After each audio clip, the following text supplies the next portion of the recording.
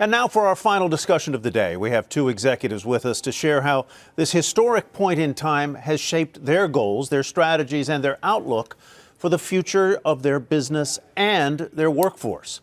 Back with us now is John Fort, joined by Cisco's Chairman and CEO Chuck Robbins and the company's Chief People Officer and also CNBC Workforce Executive Council member Fran Katsoudas. John?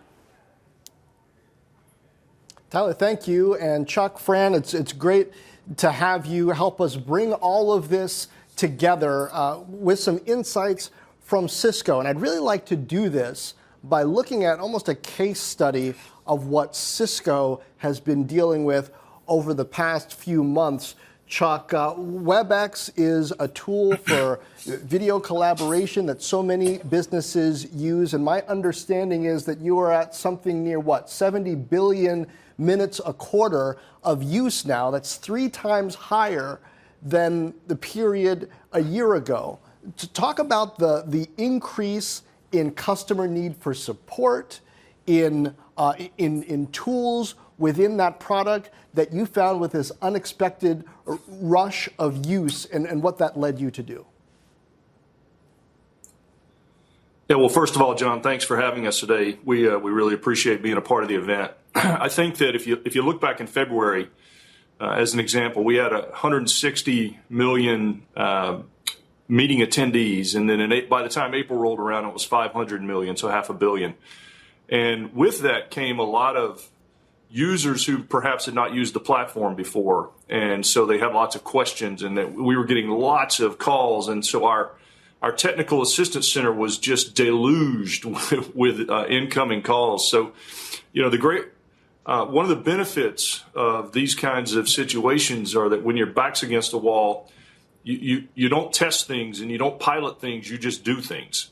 And our team really went into action, and I think they drove some very quick innovation with technology by building a personal assistant bot that actually was able to help take on some of the more simple requests that were coming in. But the other great thing that happened is our engineers around the company actually stood up and volunteered to take calls on behalf of our technical assistance center. So we had field engineers or engineers in other parts of our portfolio, and typically there's 3 months of training before we allow one of these folks to take a call, and we compressed it into 3 days. And there were 1,800 engineers that volunteered, and it was just really impressive to see that they were dubbed the WebEx Warriors, and they've been recognized in all sorts of leadership meetings and all hands throughout the company. So it's just been a time where I think when you're in a crisis, there's tons of creativity, there's a huge desire to help, and you just do things. You don't think about, you don't plan, you just get it done. Over the years, particularly when I was based in Silicon Valley from late 1999 through 2013, I visited Cisco's campus, or maybe even campuses, you could say, in San Jose a few times. And, people showed up to work. So I imagine in previous eras when there was a challenge like this, especially with flows like Agile, you'd have people in a room whiteboarding what the solution was going to be. As a CEO who has a major product that's now in focus and in need from customers around the world, and you've got to change and update the way it works, how did you have to change the way you manage in order for that process to work as smoothly as it could? Yeah, I'm going to, I'll make a couple of comments and I ask Fran to jump in here. I think that one of the big things that we had to help our leaders understand is that you have people working remotely, working at home, but they're not just working at home, their families are home with them. And that was one of the biggest things that we had to talk through with our leadership, is understanding that empathetic balance that you had to show as a leader. That said, while I need you to drive this innovation, I need you to work on this problem or this opportunity, at the same time, I had to be cognizant that if you had a 3-year-old tugging on your leg at 2 PM, you had to deal with that. And so helping our leaders really get their head around that balance was very interesting. Fran, you want to add to that? Yeah, I would. I would say that, first, we know that we have amazing people that want to do their best for the company. And I think the other thing that we know is they have a lot of amazing ideas.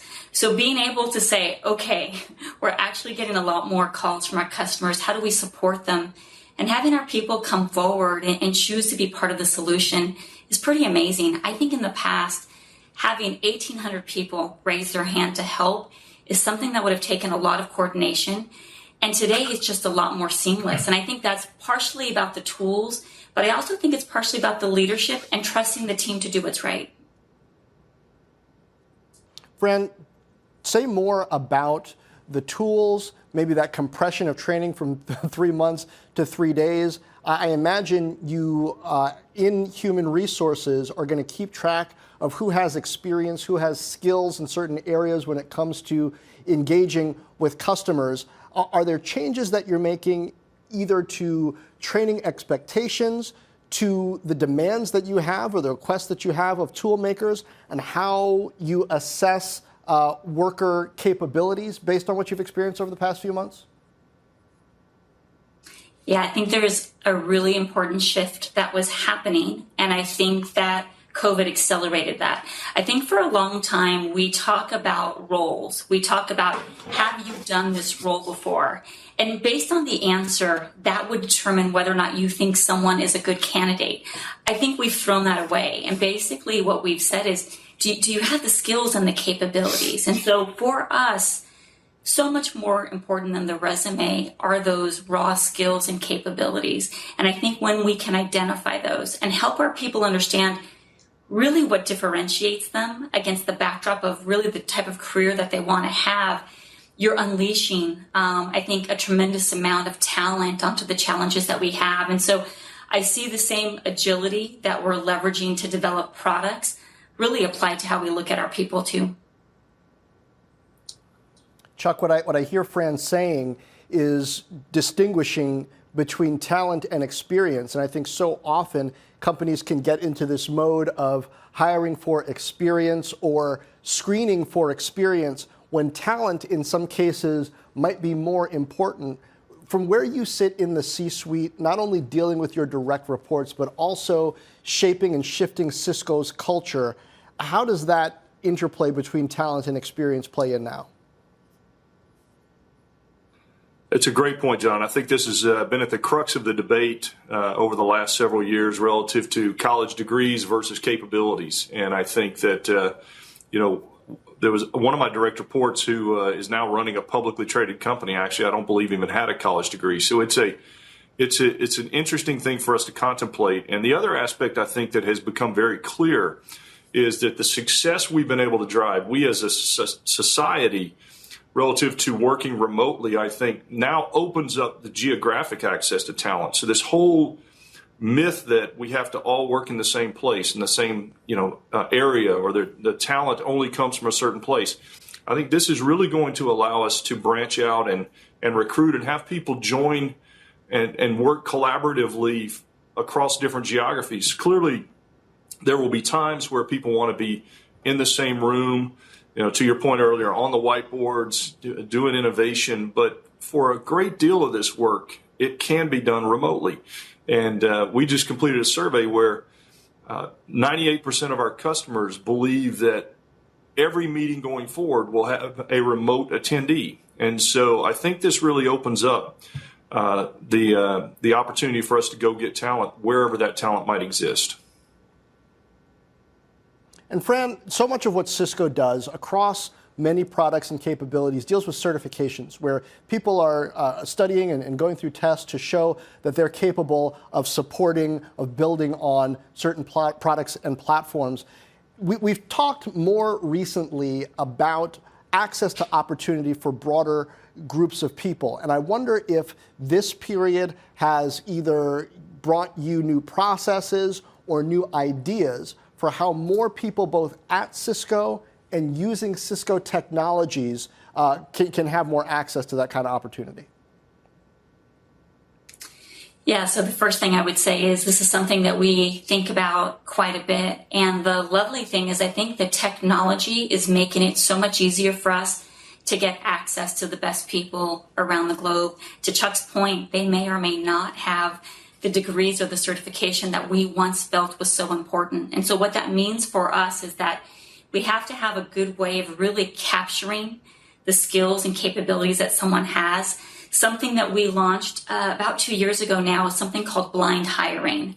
And what that means is that we have the ability to see someone's technical strength without seeing their name, without seeing the universities that they go to. And so we're seeing really what they're capable of. And I think you're going to continue to see us leveraging technology to really enable us to find the best people around the globe.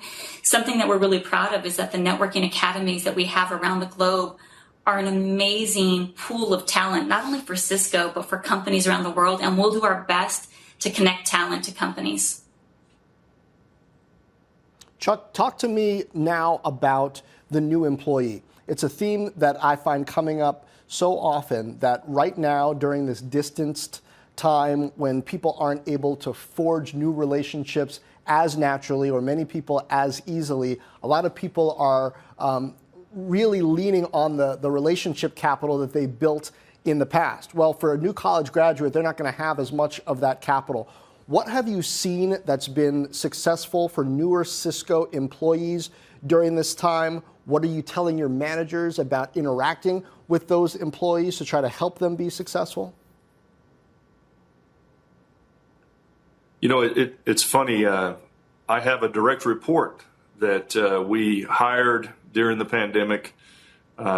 He started working for me, and he and I had never met physically. And that is it sounds like a really strange situation, but you don't really think about it until you actually are talking about it, because this technology allows you to feel like you know somebody really well. So I actually don't know that is as significant of an issue as we might have believed it would have been. And I think that one of the big positives, I think, that'll come out of this tragic situation is that we as a society, and particularly the C-suite in corporate America and around the world, now understand what can be accomplished over this technology. And clearly, I think many of our employees want that hybrid environment where they're in the office some, they're at home some, maybe not home every single day, but some will work from home every day.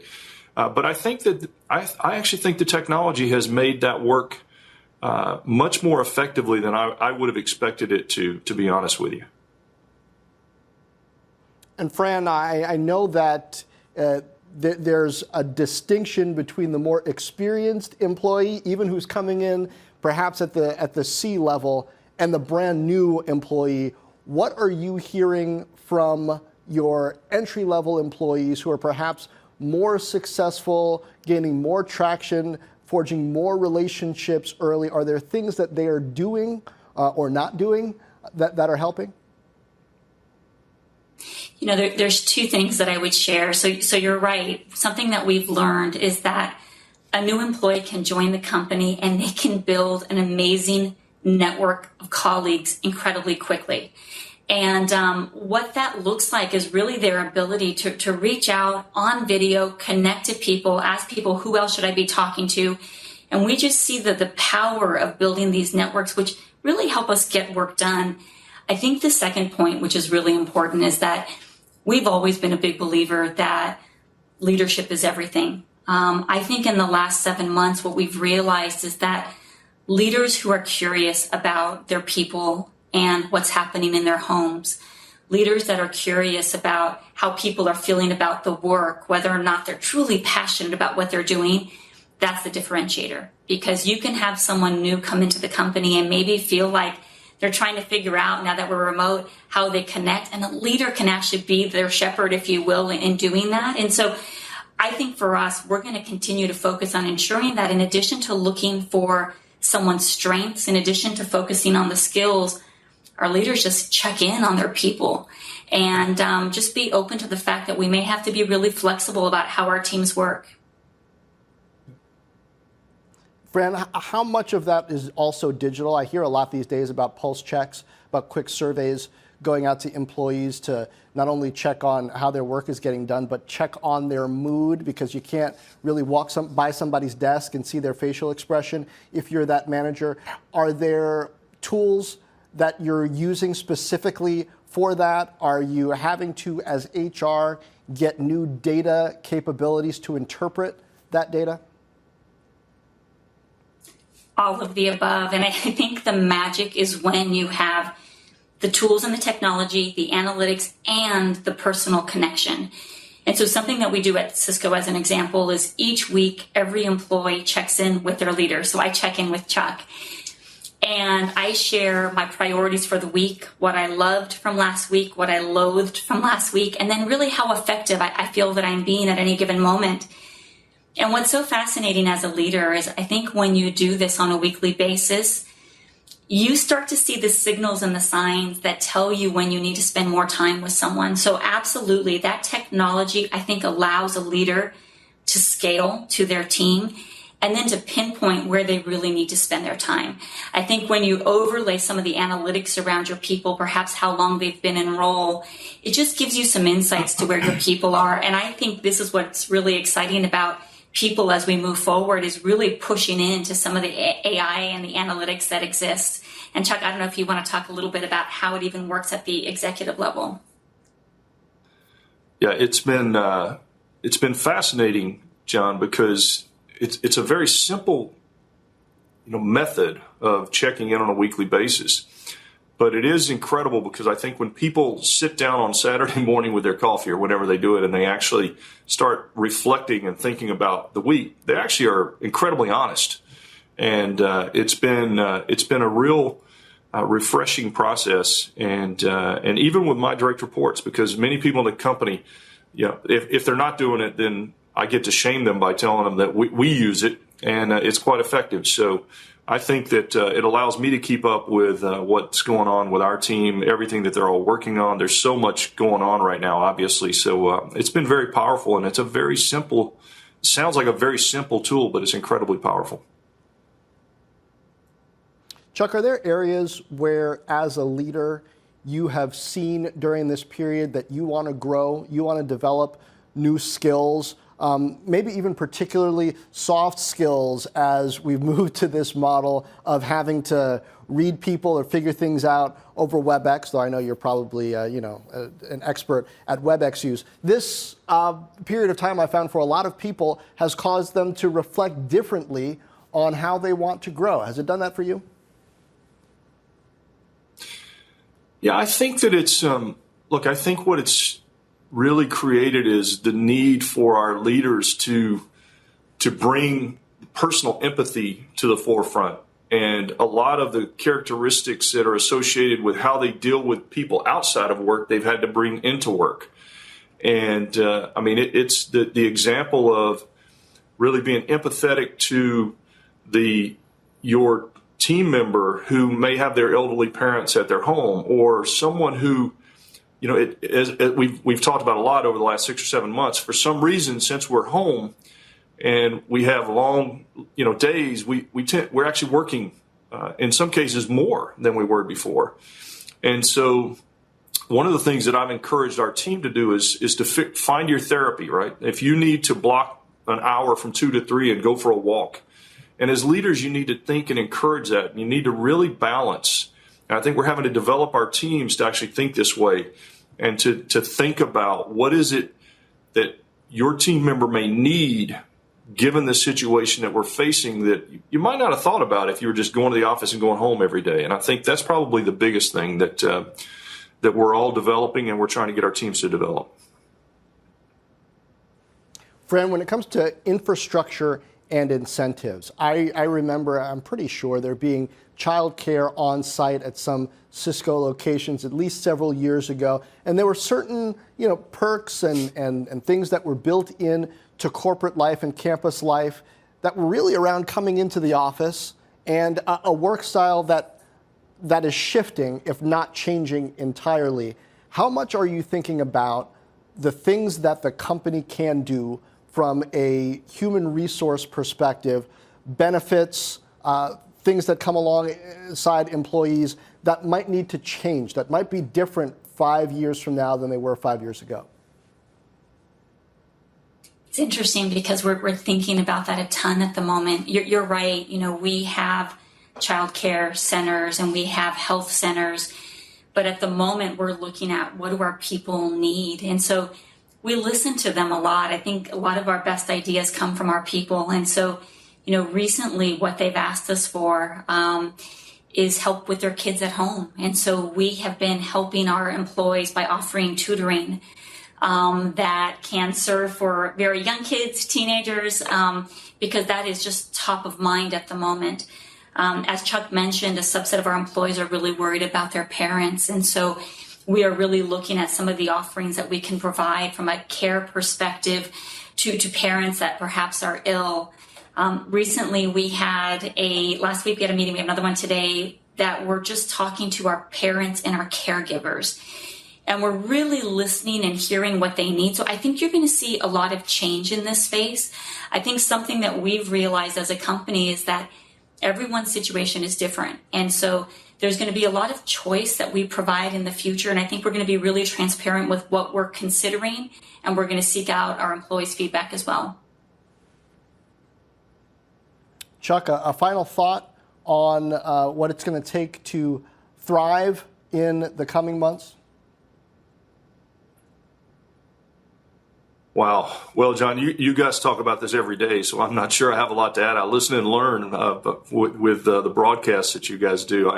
I think that everybody obviously is looking for vaccines. I think that high volume rapid testing is probably more likely to get us to a place where we can become comfortable.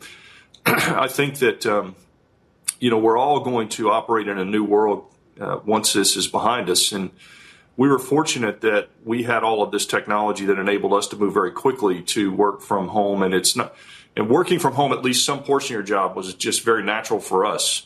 And I think that's going to be very natural for everyone going forward. And I think that creating new technology in the future, which we're working on right now, to actually deal with the dynamic that I stated earlier, which is that almost 100% of meetings going forward are going to have both people in a room and people remote. And today, if you think about what it's like to be the one person on in the meeting that's not in the room, it's just terrible. And so we're working hard on bringing that together, bringing technology to make that a more inclusive experience.